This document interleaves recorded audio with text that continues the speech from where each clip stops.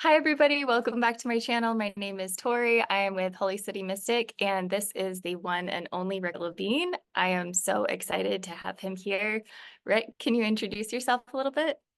Yeah, you're right. I'm Rick Levine. There's a story of this old what they call them crazy wisdom masters. I think he was a Sufi master, maybe in Afghanistan, that area of the world. Mullah Nasruddin. A lot of people just know him as Nasruddin. And one day he went into the bank to cash a check, and the bank person said, no problem, we can cash this for you, but can you identify yourself? And he goes, yep, reaches into his pocket, pulls out a little mirror and goes, yep, that's me. I Awesome. identified myself. Yes, guilty as I charged. love I'm Rick. it.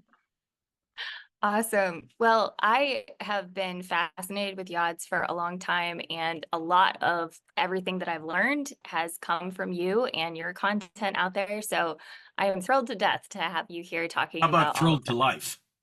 Thrilled to life. I love it. Yeah. Even better.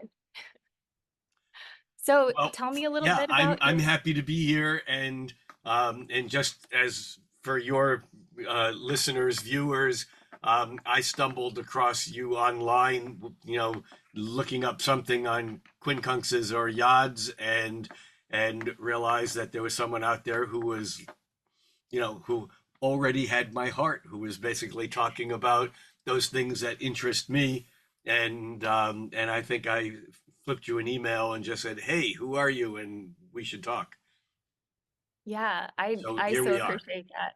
Cards on the table. I thought somebody was pranking me because I was like, there's no way the actual Rick Levine just emailed me. Wait, hold on a Um, second. okay, yeah, Yep, identify that's me. yourself. Here you I go. I just pulled the mirror out of my pocket, not pranking you. Awesome. So what got you started looking at yachts in the first place? I think the first time I heard of a yod, or a finger of God, and I don't know where, I know what that term means and where it came from, but I don't know who introduced it into astrology. But there was I was studying astrology. I lived in Minneapolis for most of the 70s, well, for pretty much all of the 70s and into the early 80s. And there was a bookstore in Minneapolis called New Moon Books, and it was the only astrology bookstore that I'd ever seen. New Moon Books in Minneapolis, but of course at that time Llewellyn, which was and still is a big, publisher in the world of astrology, witchcraft, occult, tarot, and so on. Um, and it turned out that the woman who owned New Moon Books, also her husband was a computer scientist. This is like now in the early 70s, so there were no home computers yet. And her husband worked for a big computer company, and he was running all the charts for Llewellyn. And so the computer connection came in through that for me. But she had someone come in from out of town, and it was an astrologer whose name I knew from a couple of books that I had read. A man named Robert Jansky, or Carl Jansky, same person. I don't, one was his middle name, but Bob Jansky, or I think it was maybe Carl Robert Jansky. I'm not even sure. But he wrote a couple of books, one on nutrition and astrology, and I had my chart done by him, and he said that I had a finger of God in my chart, and we talked about yods, which, as you may know, and some of your listeners may know, well, I know that you know what a yod is, but that the word Yod actually comes from the 10th letter of the Hebrew alphabet, which is Yud. And watch this. Aleph, Beis, Gimel, Dalet, Hey, Vav, Zed, Chet, Tet, Zion, Yud. No, I missed it. Aleph, Beis, Gimel, Dalet, Hey, Vav, Zion, Chet, Tet, Yud. There it is. Yud is the 10th letter of the Hebrew alphabet. And it is, it looks like almost like an apostrophe, the letter Mhm. itself, which is kind of what the the Yod in a chart is, as again, I know you know, it's two planets that are, you can think of it as 2 points on a Jewish star or on a Star of David, which are Mhm. sextiles. And then if you take the point halfway in between them and go to the opposite side where there is no point on that star, that's what a Yod is. And it looks a little bit like the Hebrew letter Yud. But the interesting thing is that in Hebrew, the ordinal numbers, we count 1, 2, 3, 4. Well, in Hebrew, the first 10 letters of the alphabet are the numbers 1 through 10. So that Mhm. it would be like in English, it would be like I'm J years old, which would mean I was 10 years old, because the Yeah. alphabet is the numbers. And so the Right. number 10, or Yod or Yud actually, had a bit of magic to it because it's the place where you run out of fingers and you have to go to another level of counting. Um, Mhm. it also, therefore, is related to the concept of the hand. Mhm. And when the Jewish people read what we Westerners would call the Bible, actually the Old Testament and the first 5 books in the Old Testament, is what the Jews call the Torah. And the Torah was actually written on sheepskin scrolls, and they outlast paper like crazy. I mean, there are Torahs that are hundreds of years old that are still in good condition. And when and the normal what's the right word, services, ceremony, the praying that's done in the temples, they actually every year they read the entire Torah from beginning to end, and it's read in front of with a group of people where each week or each day they read a different section in order. And when they read it, you're not allowed to touch the paper. Well, it's not paper, it's papyrus or sheepskin, I guess. And Mhm. because the oils of the finger will disintegrate, or kind of, because these things are meant to last forever. and Mhm. and so the concept is that the Torah itself is sacred, and in order to read it you need a pointer to actually read the lines across.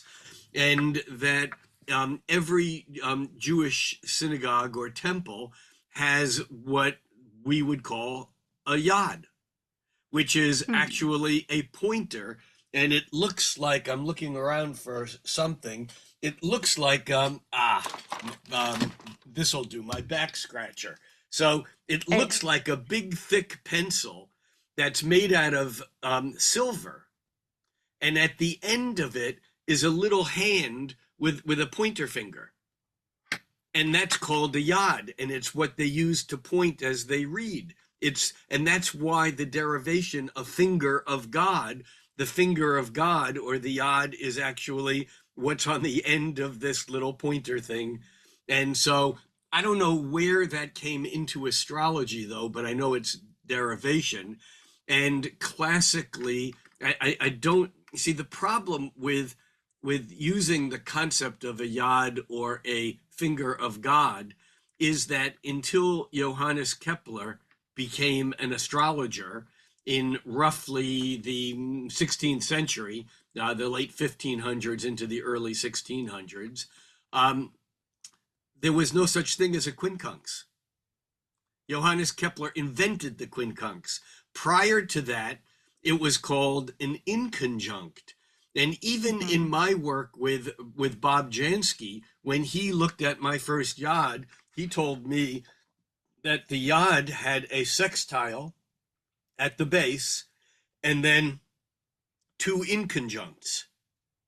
But the problem with using the word inconjunct is that in the Ptolemaic or ancient Hellenistic astrology, every planet that was aspected, whether it was a square, an opposition, a sextile, they were all considered conjunctions.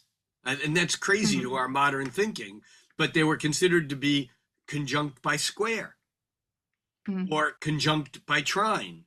And the word conjunct just simply means that there was a joining with, con with, junction, and intersection. And we Mhm. moderners think of a conjunction as they're conjoined in the same place. But in the Right. Ptolemaic way of thinking, they were conjoined by whatever their relationship was. And what in the Ptolemaic system, the conjunctions or the aspects, as we moderners would call it, were basically two planets in the same sign. We would call that a conjunction. Two planets in Mhm. opposite signs. We would call that an opposition. Two planets in the same element. We would call that a trine. Or two planets in the same modality. We would call that a square, or two planets in the same polarity, and we would call that a sextile. According Mhm. to Ptolemy, everything else, there was no conjunction, meaning that these planets had no relationship with one another. They couldn't see each other in their terminology, and they were called Mhm. inconjuncts. And you see what many moderners who call quincunxes inconjuncts, what they don't necessarily realize is that an inconjunct was both a quincunx and a semisextile. They were both Mhm. inconjuncts because it meant that they were not connected. And yet we now know that there's a lot more connections that poor old Ptolemy realized, even though he did a great job, fantastic work in codifying the use of the planets in those days based upon a division by 12. There were two planets that were 150 degrees apart, could not see each other. They were inconjunct. And so there would have been no effort placed in traditional astrology toward this quote unquote finger of God because it was basically two planets that couldn't see the third one. Right. I don't Wow. know what your question was, but that was my opening ramble. I love it. That's awesome. So, if you had to say, like, kind of how to define a quincunx yod or a finger of God, like, how would you define that? As far as the energies and how they would play out in a Yeah, person's chart, as opposed to just the math of it. yeah. Perfect. Good question. And for me, whenever I look at a chart coming from a musical background, and I consider planets very, very low frequency music.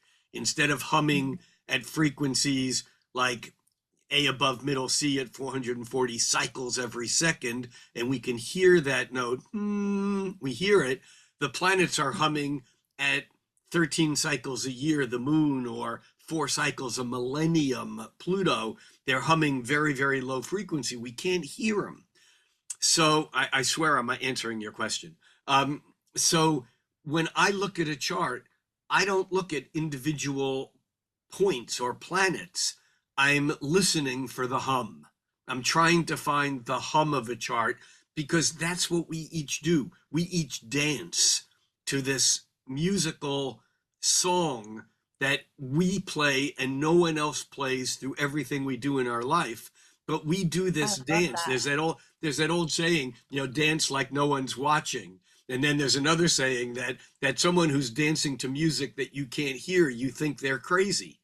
Well, we're all crazy because we're all dancing to music that no one hears but us. Now we have the same players in the orchestra. We're listening to the same instruments, but they're all playing different songs. So here's the thing: whenever there are three or more planets that are in some sort of relationship with one another, I can't look at them separately because it would be like hearing the timpani in Tchaikovsky's 1812 overture. You'd be missing the magnificence of the whole thing. You'd just be hearing someone going boom, boom, boom, boom, boom, and that's all you'd hear.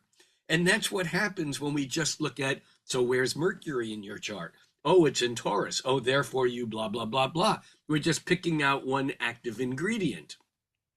So when I see three or more planets, even two planets that are making a hum, let's say you have two planets that are sextile. In a Yod, there's always two planets that are sextile. I know something about that hum, regardless of what houses they're in, of the two planets are in, regardless of what signs they're in, regardless of what planets they are. I know that two planets that are 60 degrees apart, give or take a little bit, depending upon what allowance or orb you use, I know that those two planets are humming different songs that sound okay together. Because if they were in the same element and they were trine, they would be humming songs that were even more similar. But that they're sextile, we know that they're in the same polarity, but they're in different elements. And I know that you can have a sextile that's not quite in the same. You can have a planet at 29 degrees of Aries, and then the sextile would be 29 degrees of Gemini, but you could have that planet at 1 degree of Cancer, and it would still be, but largely thinking, just for illustration purposes, sextiles have to do with a hum where the two planets are both stretching a little bit to incorporate the difference of the element from the other planet, and yet they're okay about cooperating.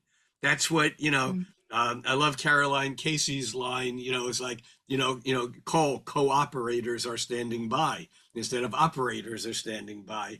And so the sextile part is when any two planets are sextile, they are cooperating. They are somehow working together, or at least they have the potential to do that. Now, here's the thing. If either one of those planets are making another aspect to another planet, that other planet has a part of what they're doing. So, for example, if one of those planets was sextiling another planet, then you would have a sextile, and a trine. And that is also considered to be a configuration. It's when there's three or more planets that are humming together. And because there's two planets trining, we know there's smoothness there. Now the sextile has more power from that trine. We could have, though, one planet that was squaring another one of those planets. And so there's lots of different configurations that can occur with three or more planets.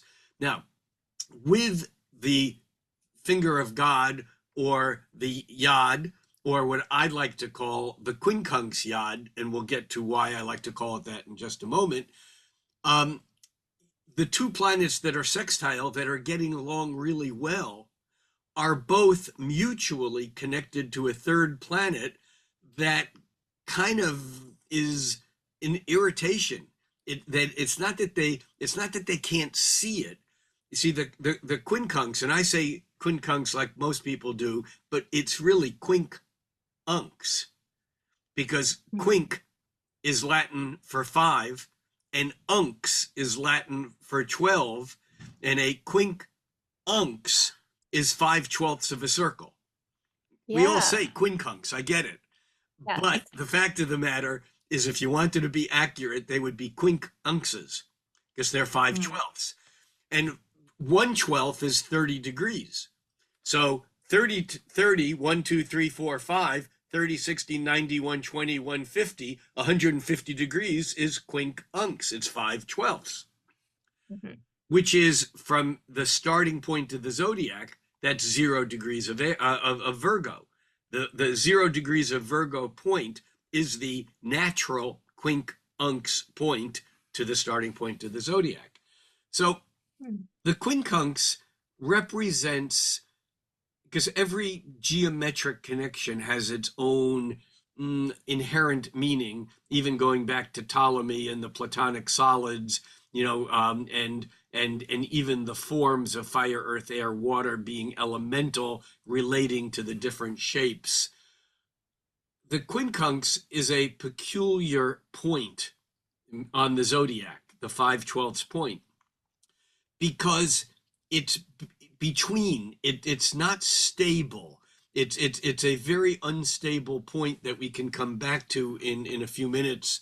But it's an unstable point, and it's a hard position to hold because it wants to jump from different one position to another. And so most astrologers, if asked what's a good keyword for quincunx or quincunx, most astrologers would say, well, they're irritating, they're annoying, they require adjustment. Because why? Because it's the mathematically least stable point in the zodiac.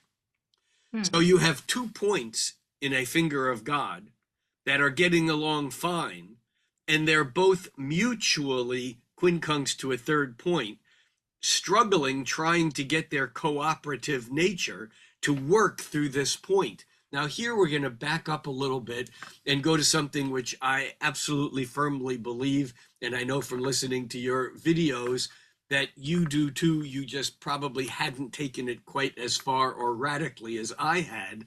And that is when you have a Yod or any two planets that have a third planet at their midpoint. Let me give you an example of another pair of planets that have a third planet at their midpoint. A T square. T square, you have two planets that are in opposition, and you have a third planet at their midpoint. Everyone knows what a T square is. You know, I mean, astrologers do. A T square is basically an opposition with one planet at their midpoint, at the point that squares both of them. In my way of thinking, a T square is a Yod. Why? Because in my mind, the magic of a Yod is that it is, and here I'm going to go geometric on you, it's an isosceles triangle. An isosceles triangle is a triangle with two sides the same. An equilateral triangle is a triangle where all three sides are the same. And one might say that a grand trine was Yod-like, except two sides are the same, but so's the third side, which kind of makes it impossible to figure out where the action is, because in any isosceles triangle, the action is at the point that is at the point of the two equal sides. We call that the apex. If you think of a pyramid, the top of the pyramid is the apex of the pyramid. And anyone who understands what the Great Pyramid in Egypt, or the pyramids in Egypt, or for that matter, now in Sudan and all over the planet, that pyramids were magical because there was energy at the apex. So coming back to your question, how do I interpret a Yod? Whether it's a Quincunx Yod, which is for most people the only Yod there is, any Yod takes the two planets at the base and then looks at the planet at the apex and says, how did the two planets at the base combine their energy? And then how does that energy come out at the point that's on the apex? How does that energy, stream out of that point? And for that matter, also the opposite point, which is the halfway point between the two of them. We look at, let's say you have a Yod with a planet at, just to make it simple, 0 degrees of Aries and 0 degrees of Gemini. And then the halfway point between that is 0 degrees of Taurus. So let's say you have a planet at 0 Aries and 0 Gemini, and one opposite the Taurus point at 0 degrees of Scorpio. That's a Yod. The energy would be coming out of that Scorpio planet. And so the question is, where in the chart is that facing, and where is what planet is that at the point, at the apex? What sign is it in? What house is it in? And that's all important. But so is the planet at 0 degrees of Taurus, because in some way that's part of the base, that's part of the anchor of the whole thing. Sure. Yeah, that How are totally we makes doing? How are we doing? great. Yeah, all this makes sense. So with those, I call them a yacht height. Yeah, Do yeah. you call it that, or what would you call that? Okay. No, that's a good Awesome. term for it. And again, here's where we need to be creative to make things up. I have used that phrase. I don't always, but now I'm going to always, because you're, yeah, and of course where that comes from is that if you have a grand trine, with one planet that's at the midpoint, the near midpoint. See, whenever you have two planets, whether they're an aspect or not, there's always a midpoint. And all of my students know one of my axioms in astrology is midpoints are real points. You do whatever you want with that, you go wherever you want, but you can take any pair of planets. And I'm not alone with this thinking. I'm only alone with the way I've axiomated it. I don't know if there's a real word, axiomated, but I just turned axiom It into is a now. verb. Yeah. It is now. That any pair of planets has a point that's halfway between them. In fact, every pair of planets has a midpoint that is close to them and one that is far from them. So that's called a near midpoint and a far midpoint. In a Quincunx Yod, the planet that is semi-sextile to each of the two planets that are sextile, that's at the near midpoint. The planet that's quincunx is at the far midpoint. Now, in a grand trine, if you have a planet that's at the near midpoint in a grand trine, it looks like a kite. And it is, all astrologers would call that a kite. And so, yes, I think that that's an applicable name. I have used it before, but I've never really used it fully, as referring to it. Now, again, here's where it gets a little bit tricky, because as I know from listening to a few of your, or watching a few of your videos, I know that you already broke out of the idea that a Yod has to be a sextile with two quincunxes, and I'm interested in how you did that, or how you basically broke out of that tradition, because that's a pretty strong tradition. Most astrologers, and I have no research data on this, but most astrologers, I think when they use the term Yod, they mean a sextile quincunx, period, end of story. Yeah, so a lot of that was your work. Thank you very much for that. Um, but yeah, so the Golden Yod was actually a term that you coined I with made it your up. work I with. made it up because there was no term for it. And I began to realize that these aspects are, or these configurations are not only so important, they actually seem to be more important than the Yod that everyone else was using. And so I felt it needed to have a name. And of course, the thinking on this is that if you take the sextile at the base, which is 60 degrees, and you widen it to 72 degrees, that becomes a quintile. So instead of 1/6 of a circle, it's 1/5 of a circle.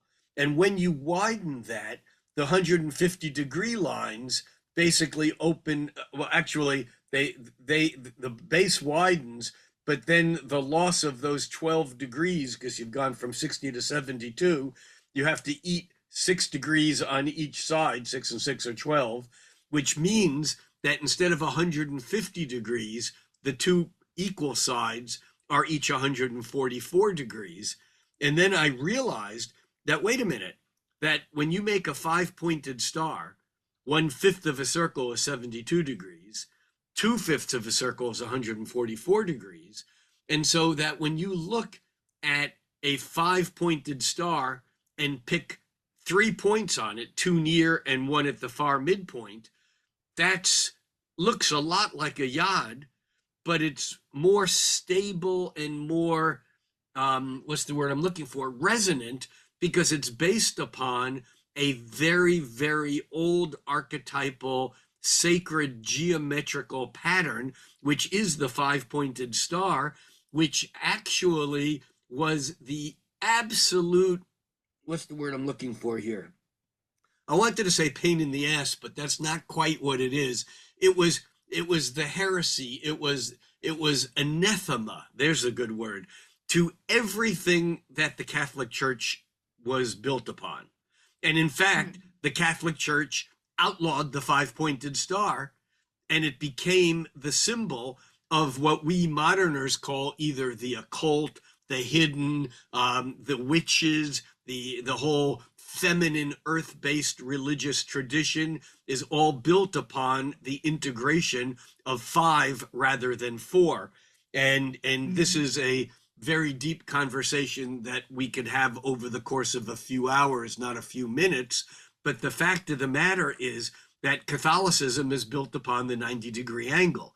You see, because the 90-degree angle has the maximum interference, it has the maximum expression in what we call the material universe.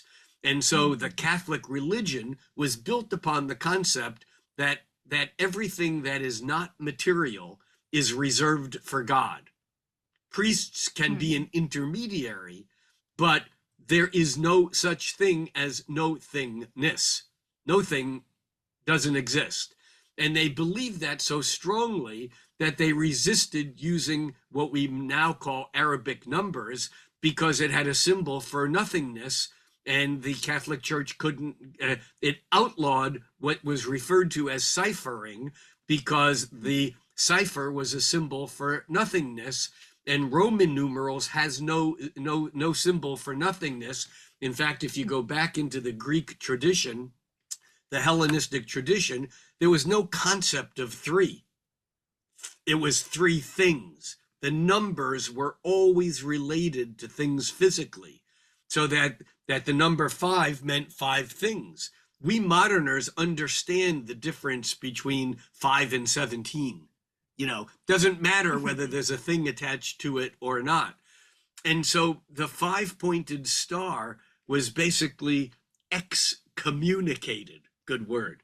It was, you can't talk about it, you can't look at it, and yet the five-pointed star stands not only as a symbol of the sacred femininity, but it also stands in the judgment of the Catholic Church as a symbol of Satan, because the five-pointed star, when aimed down, is considered the symbol for all the satanic cults and so on.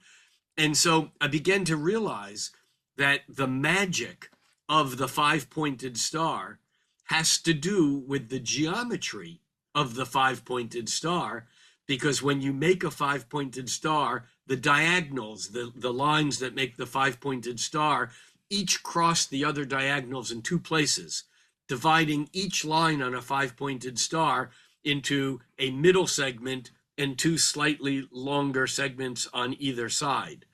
And that the mathematics is that if you take the longer segment of a diagonal, and you call that 1 inch or 1 foot or 1 mile or 1 centimeter, that the sum of the other two parts, the middle and the other side, the longer segment, is always going to be 1.61803339 dot dot dot dot, which turns out to be this magic number that Johannes Kepler said that was one of the two gems of astrology, and he called it the ratio that God uses to create like from like, a direct Johannes Kepler line.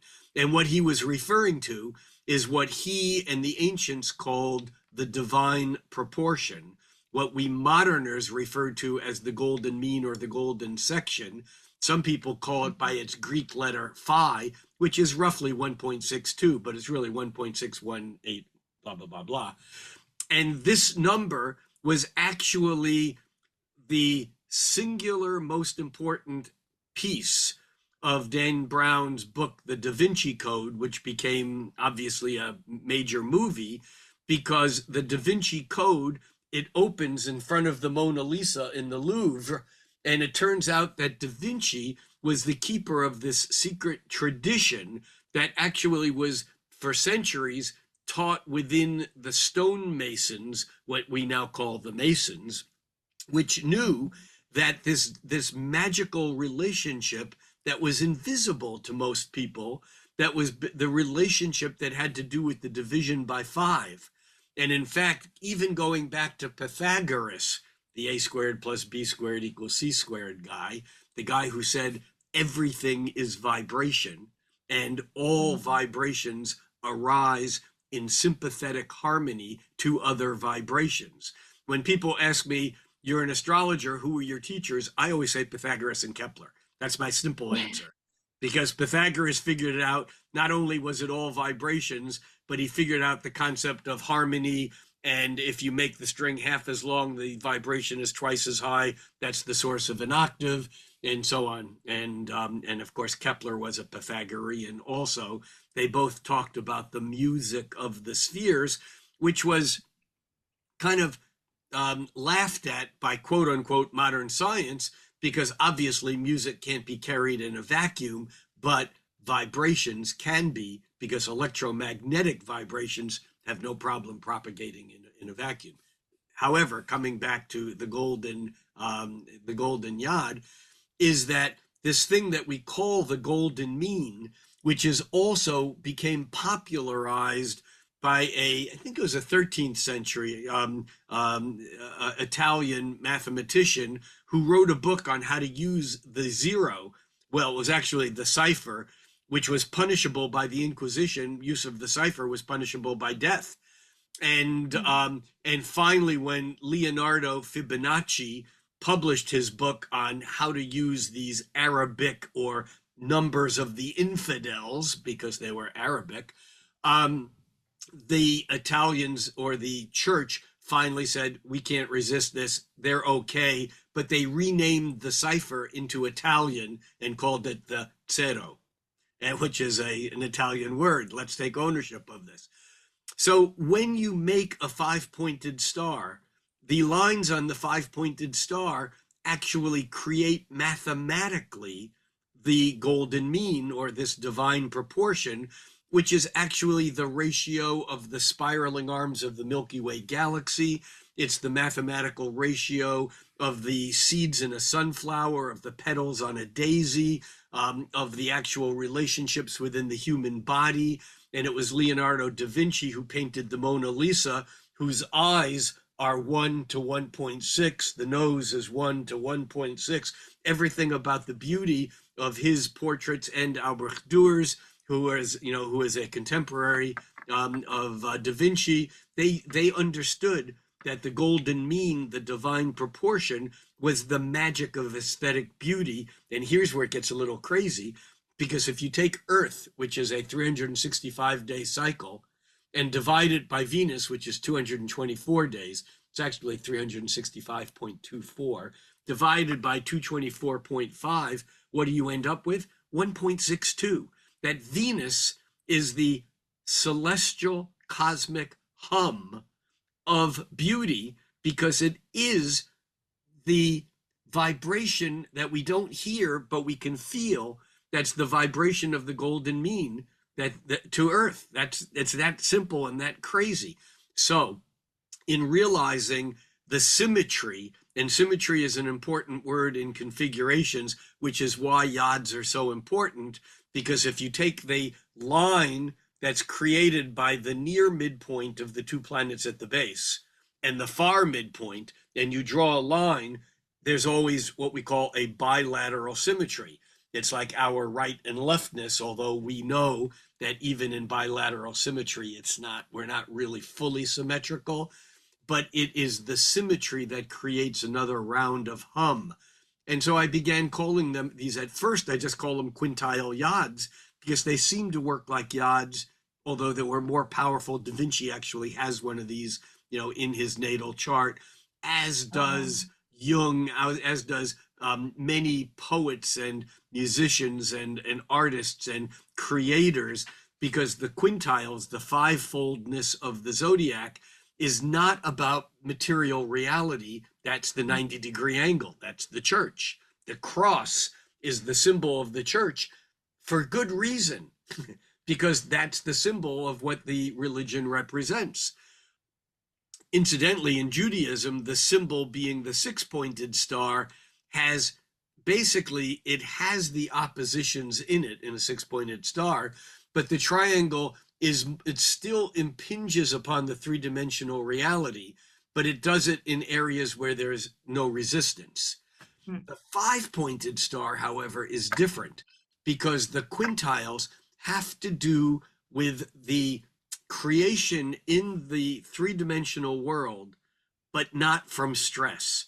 You see, when you have a 90-degree angle and you make something, you're making something to resolve the engagement of two things that are different, the interference of two things at a square, or squares and oppositions, or even half squares and squares and a half. They're all basically infringing on the three-dimensional world because tension or stress needs to be resolved. With the five-pointed star, or the quintiles and biquintiles, and the quintile or golden yod, it's magic. Its beauty occurs somehow out of nothingness into somethingness without the resistance of, of the resolution of stress. First of all, let me back up. Yes, 100%. I believe there are more yods than just the traditional Oh, quincunx yod. there's an infinite number of yods, because any pair of planets that has a planet at its opposite midpoint, or at its midpoint, really in some way functions like a yod, maybe not as strongly as a traditional quincunx yod or a quintile yod or an iron yod, as I know you've That was talked my about. next question. Then Yeah, go there.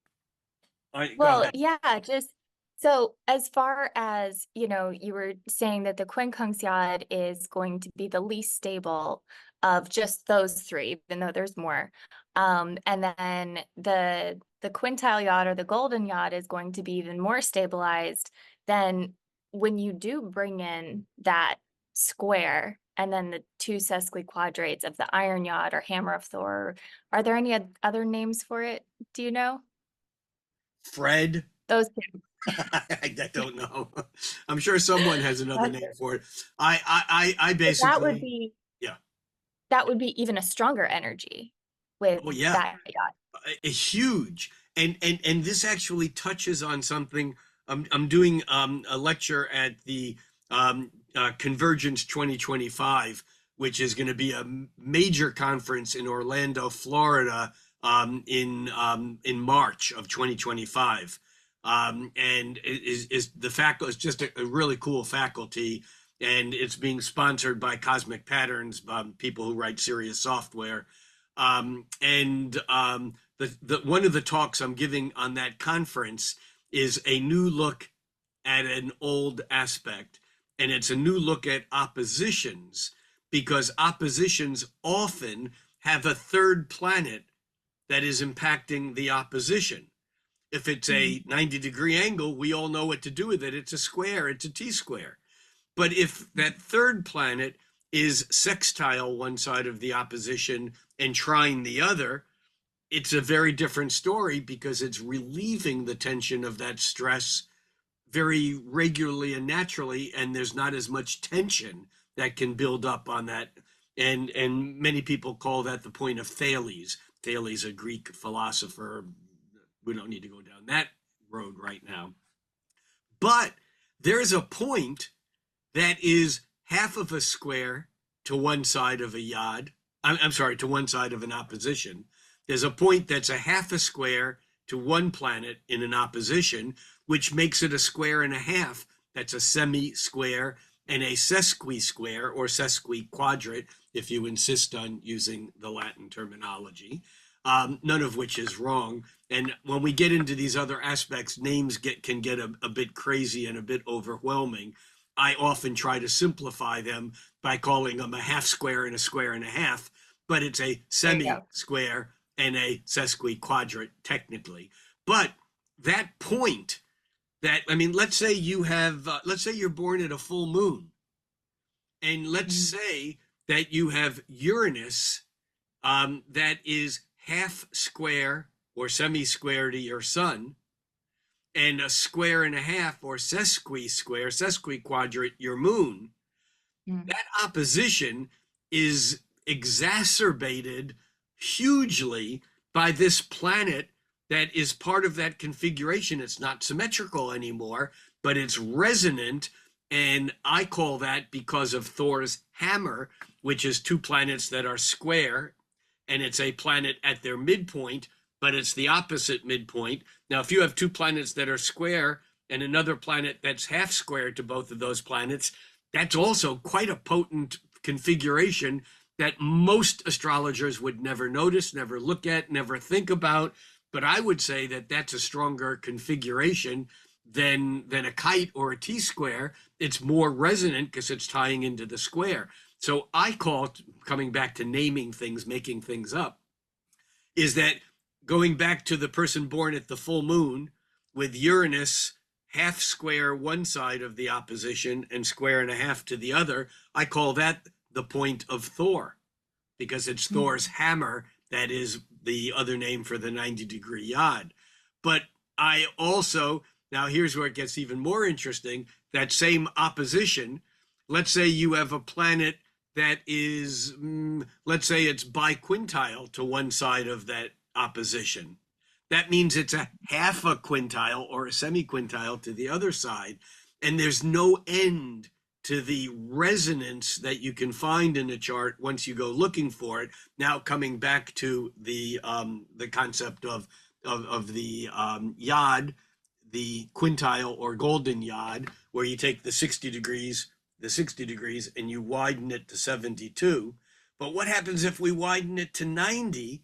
Now we come up to that square and the square and a half and square and a half, because you think about it, it has to add up to one quarter, and a square and a half is 1.5 quarters. 1.5 and 1.5 is 3, plus the one on the bottom is 4. It's still symmetrical, and it's way more powerful than the Quincunx Yod, because it's based upon the 4th and 8th harmonic rather than the 12th harmonic. And the rule of harmonics in music, in electronic technology, or in astrology is the lower the harmonic, the louder the resonance. You know, an open fifth, a do, re, mi, fa, sol, that open fifth is going to be a really strong, loud note. In astrology, a trine is going to be 1/3, a third harmonic is going to be way louder than a quincunx, which is a 12th harmonic, 5/12ths, or even a semi-square, which is really, it's a semi-quadrate, 1/4, which is really an octile, 1/8. And so that's the 8th harmonic. The higher the harmonic, the more exact it needs to be to resonate. But it doesn't mean that it's not strong. It just means that there's less forgiveness. The lower harmonics, like a conjunction, an opposition, they forgive a lot. They'll take anything that's close. I remember someone once asking at a lecture I attended, someone once asked Noel Till, so what's the widest orb you'd ever use? He was talking about using an orb that was 12 degrees on a conjunction. And someone said, that's really wide for a conjunction. And he says, what's the widest orb you'd ever use for a conjunction? And Noel said in his 6'10" booming operatic voice, he said, 360 degrees if I need it. But the problem is that everything resonates. And if we begin to see that, we begin to open up our eyes. I don't think I even let you finish your question on the Iron Yods. I'm sorry. You did, as far as like a person, holding these things in their birth chart, what are they more likely to notice out in the world? Like with, traditional finger of God, you get that annoying aspect to it where it's that quincunx blindness where it's like, I know I have this. I have a hard time connecting with it, but it won't go away. It's not something I can forget about. So I have something that I use with clients with quincunx or traditional yods, or even a strong quincunx. And I don't know, you've probably seen me do this, but I'm going to ask you to do this with me because it's such a good experiential thing for people to understand the two planets. I have a partile, meaning same degree. Mine's within a few minutes of orb.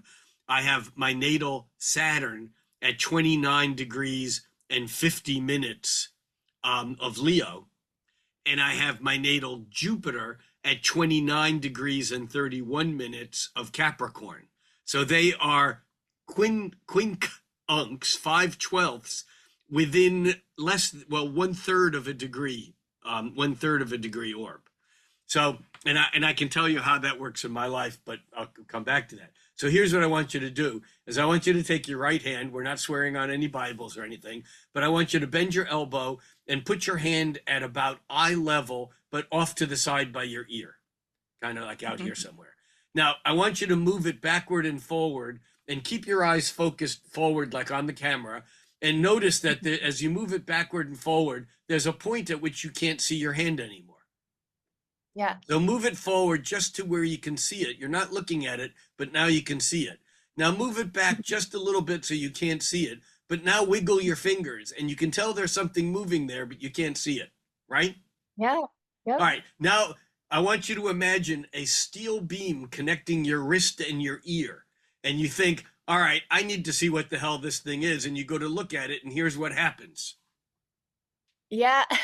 And then you go, all right, I can't see it. I'm going to make it go away. I'm not going to look at it anymore.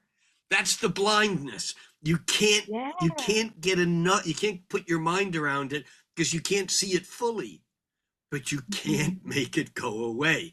The other way I think of the quincunx or quincunx yod as the mosquito in the tent. Now, have you ever done any camping? You ever been in a tent Oh at yeah. night? Yeah. All right. Have you ever been in the tent at night and it's cold and it's rainy outside and you finally turn everything off and you're just ready to zone out? And just as you're zoning out, you hear, Yeah. and you know it's a mosquito. And you know what's worse than hearing a mosquito buzzing when you hear it when you're going to sleep? When it stops. Yeah. Yeah. All right. So you go through this 2 or 3 times, and then finally you say, I'm done with this shit. It's either me or the mosquito. I'm not going to get bitten up all night by this damn thing. And you get yourself out of the sleeping bag. It's cold. It's rainy outside. You turn on your flashlight or relight your lantern or whatever. And you go, all right, I'm faster than you are. I'll wait. And you sit, you put your hands out, you just wait. And 3 minutes goes by, 10 minutes goes by. You think, must have gotten out. I'm good. And you go back. And of course, the same thing repeats. This is what a quincunx is. It's that same, we do something to try to resolve it, but we can't quite grasp it and we never resolve it. And although people often say that yods, or even, I don't mean yods, quincunxes, or I was going to say even Virgos, are annoying because they can't tune enough to get it right. You know, the mosquito's always there, but not there enough. And so there's this ongoing thing. But the benefit that occurs from it is that you get really good at getting in and out of your sleeping bag.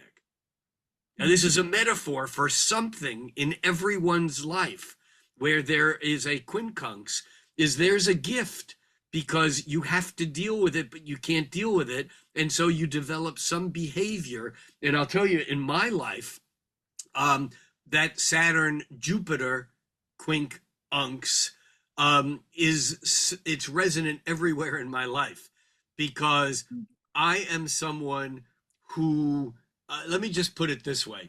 If I could, well, I don't feel this way anymore, but for a good 20 or 30 years, if someone said, so if you could make one change in your chart, what would it be? I'd say I'd go to the cosmic surgeon and get my Saturn removed. I'd have a Saturnectomy because my Saturn is a real pain in the ass and I can't quite ever get it together. It's quincunx Jupiter. But the thing is that, I mean, I wrote a daily horoscope column read by 10, 20 million people a day. You know, it was the column on AOL, MySpace, Google, Yahoo, Huffington Post, LA Times. It was everywhere. I wrote every day for 20 and a half years. I never missed a day. I always had to be 10 days out. Often I was 8 or 9 days out, but I never, I mean, in 2 decades, including marriages, divorces, moving home, being sick, being in the hospital, didn't matter. I never missed. But I wasn't always on time because I could have a deadline at 6 a.m. tomorrow morning and someone could call me up and I hadn't written my column and it was 8 o'clock in the evening. I was just sitting down to write my column and someone said, hey, a bunch of us are getting together at so-and-so's house. I'm there. I go. I come home at 2 in the morning, maybe having even drinking or imbibed more than I should have. And I still have that column due at 6 a.m. And at 4 a.m., I start writing it. And at 5 after 6, it's done. This is the Jupiter Saturn quincunx. It's the Jupiter says, oh, sure, yes, let's do it. This sounds like, and yet there's always the pressure of having to fulfill the obligation.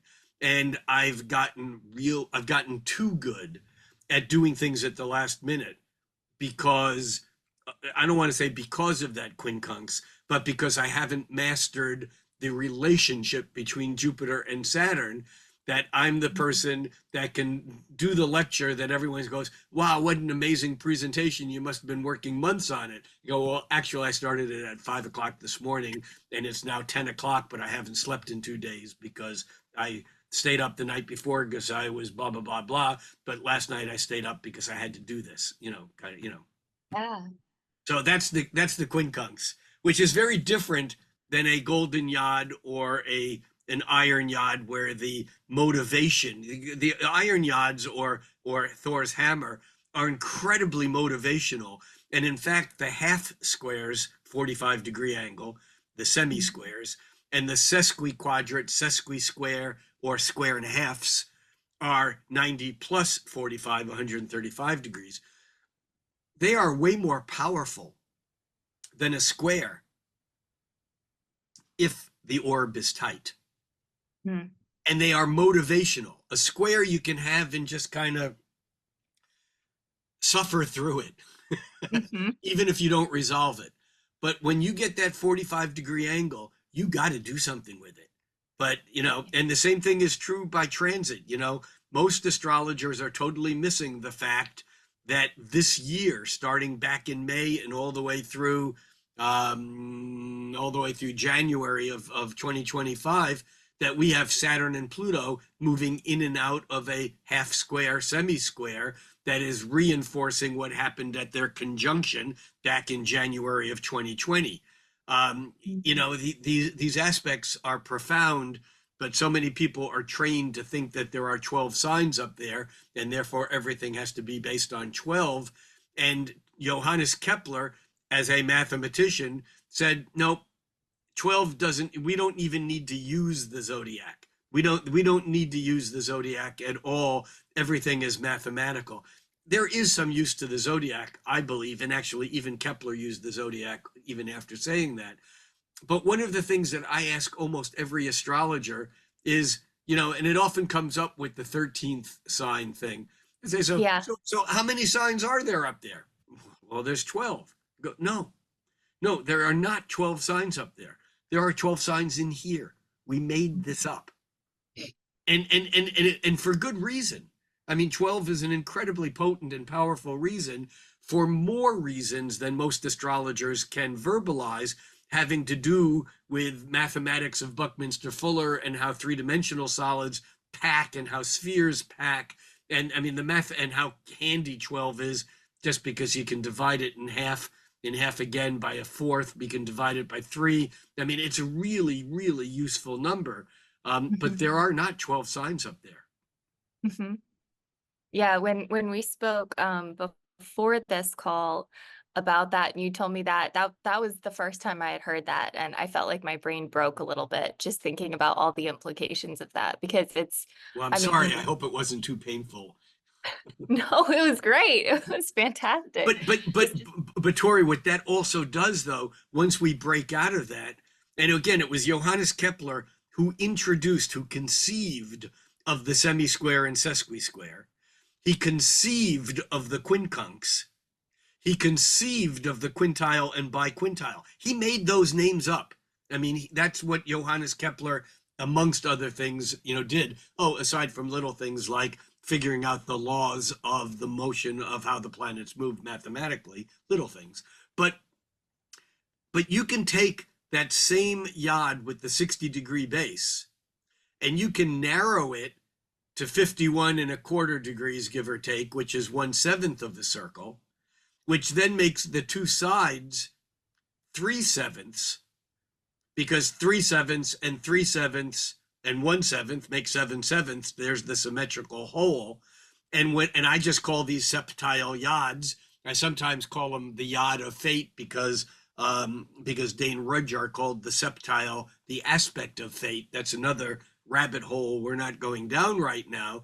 But when you look at a chart like Princess Diana, who has two very tightly interlaced septile yods.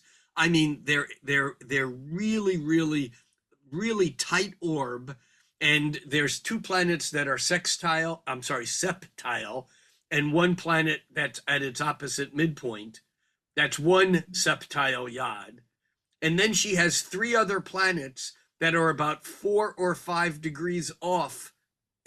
That's right there.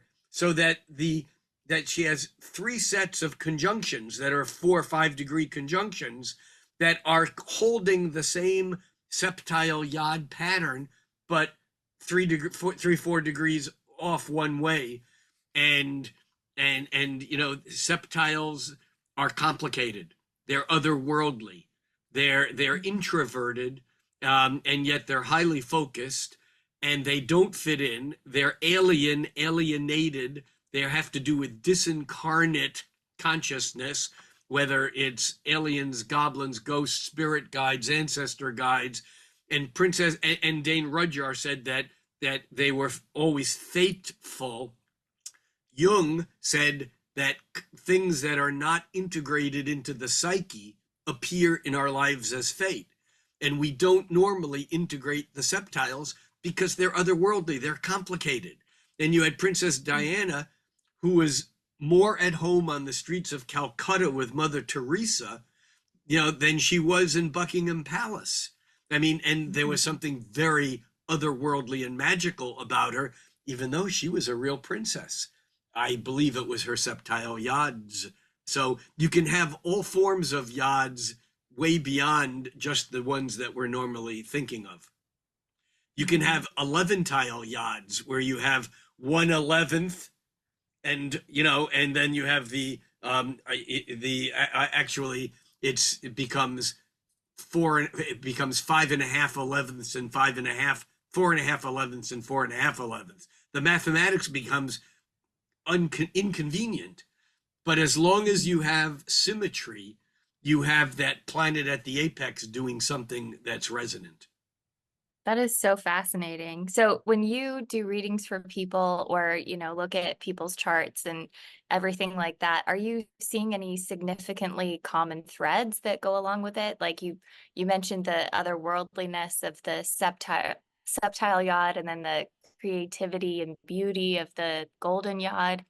Yeah, when I do a what I call a Q&D, a quick and dirty chart, I typically will only look at the conjunction squares, oppositions, trines. I mean, if I have like 30 seconds to look at a chart, but if I have a minute, I'll always look at the quintiles and I'll always look at the septiles. And if I have enough time, I will look at the noviles, which are also another whole level of magic, and what I call the 11 tiles or the 1/11ths. It just depends on how much time you have when you're doing a chart. If I'm doing a client who's paying me to look at their chart, I will always take a look at the harmonic aspects, what I call the harmonic aspects, meaning the ones that don't fit into the normal divisions by 12, which what I would call the divisions by 5, 7, 8, 9, 10, and 11. And you could keep going up, but higher than that, they get harder to look at in a natal chart, and they more demand looking at what's called a harmonic chart, which is another whole jump mathematically away from looking at natal charts, but it's very useful and very valid. And so I won't necessarily talk about, for example, Eris or Chiron in a natal in a natal consultation. But if that Eris is really important, or the Chiron is, it's going to be a focus. So I won't talk about septiles or noviles, but if I look at a chart that has some trines with a planet that is a novile is 1/3 of a third, because it's 1/9. So 1/3 times a third is 1/9. So, and so 1/9 of a circle is 40 degrees. So a trine is actually a trinovile. It's 3/9, but we call it 1/3. We reduce the fraction. And for those viewers who are mathematically impaired, pay no attention to what I'm saying. But the thing is that if you have a trine and you have a planet that is 40 degrees, that's 1/9 of a circle, from one side of that trine, that means it's 80 degrees, 40 and 80 is 120. It's 2/9 from the other side. I tell you, any chart that I've looked at that has a strong trine with a planet that is binovile and novile to that, or from the other side, it could be quad novile, 160 degrees, and then a novile. When you see those relationships, they resonate in a way. And I have to be honest, I've done charts. Most of my clientele are practicing astrologers or serious students. I mean, I would say half my clients have never had their chart done, don't know what their sun sign is, are real, newbies. But I would say that a good half of my clients are peers and or serious students. I can't tell you how many charts I've looked at and said, well, what about this? And the person goes, I've been looking at my chart for 40 years, and I can't even begin to tell you how that explains something that I just always thought was just beyond the chart. Mm. To quote an engineering friend of mine, who did some database work for me years ago when Jeff Jower and I first started StarIQ.com back in the late 90s. We had this brilliant programmer engineer, and he had a little sign over his computer, and it just said, "This shit really works."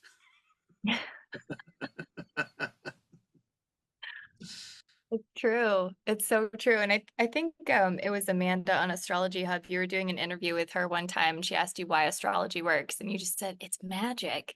And that's always really resonated with me because it's true. And I mean, I know when I'm doing client charts, it never ceases to surprise me how literal it can be, where I'll just start talking and they'll be like, well, this is how it looks in my life. And I'm like, Yeah, it's right it's there. It's and literally Tori, right the there. other thing that I totally agree with you on that. I mean, to me, the fascinating thing about having the privilege of sitting down with someone else and looking at their chart,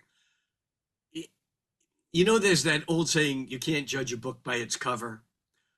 Oh my God, you can't make up the stories that people that have to do with the magic, the power, the accomplishments, the sufferings, I mean, from one end of a spectrum to the other, you can't make up the stories that become people's lives and how they somehow magically resonate with what we see in the archetypes of the sacred geometry that encapsulate what's manifest as the constellation of our lives as we live through them.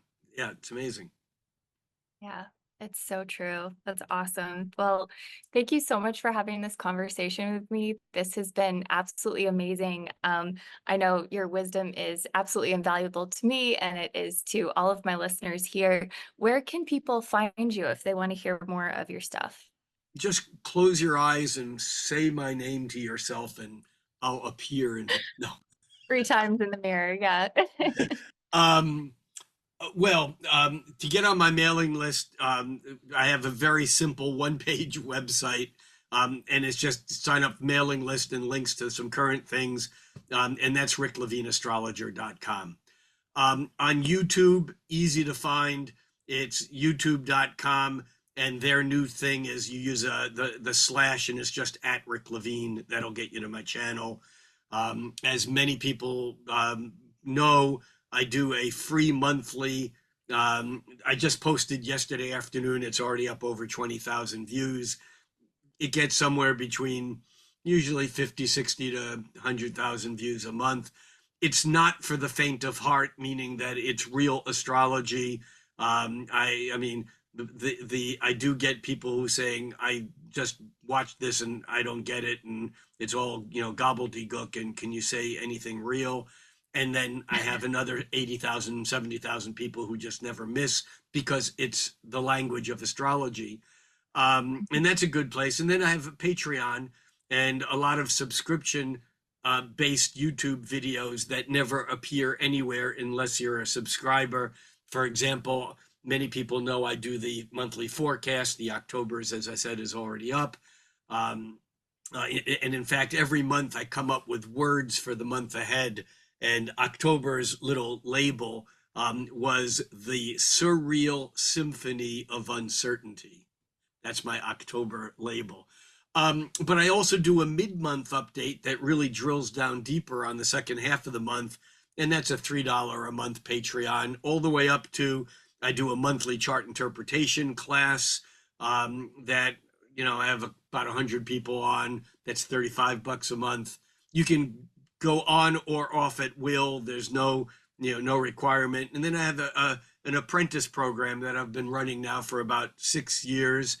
I would say half of the people are practicing professionals and half are students in various levels. And we meet twice a month in addition to the chart interpretation class. And all of that's through patreon.com/Rick Levine. You can find me on Instagram, Rick Levine Astrologer. If you can't find me online, there's something wrong with your internet connection. Yeah. Probably network conductivity issues, I'm sure. And I will be doing my what's been now an annual 2-week astrology retreat. The one coming up is it's actually November 23rd to December 4th in Goa, India, at an amazing, beautiful Ayurvedic healing spa that's on the Arabian Sea. It's an absolute magical place. Everything from the moment you get there to the moment you leave is, taken care of.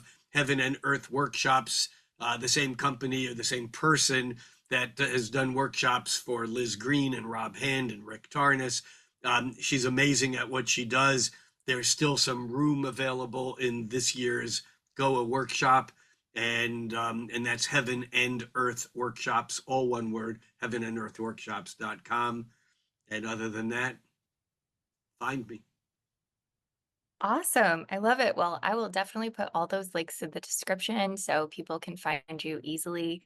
Again, thank you so much. I really And appreciate Tori, your your work is great. Don't stop, don't slow down, and congratulations on your upcoming maternity leave. I didn't say anything that I wasn't supposed to, did I? No, no, you did that. I guess the thought of outing someone for anything is. And No, that's yeah, perfect. and we'll stay in touch. Okay, thank you so much.